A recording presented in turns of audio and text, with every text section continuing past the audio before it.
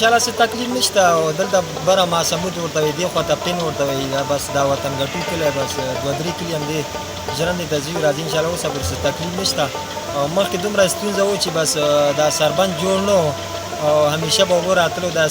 ستونزه موږ ته به څه و چې بس دا دولت موږ ته دا څه جوړ کړ سربند جوړ کړ انشاءالله اوس تکلیف نشته شپه ورځ اوبه انشاءالله پرېمانه روانه ده ژرنده اوړه چې دی ښه ده دا چې دی شیمه لري ماشین چې دی شیمه یې سوځوي او ډېر ګرمه یې اوړه ماشین هره ژرندې وي خو د اوبو به یې وړی مثال کته جمشید آباد ورته هلته شته غازي آباد کې شته دا نیلو شمشاخیلو کې دا ژرنده نشته دلته څلور کلي دي مثال ګلتپه ورته وایي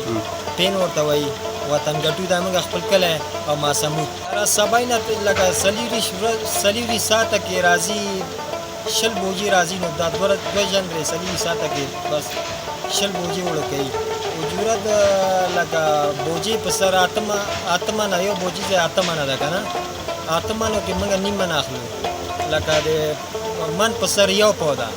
د علیشنګ ولسوالۍ لکه مشرانو موږ دا تقاضا ده مثال موږ لکه غریب خلک یې پوه شوې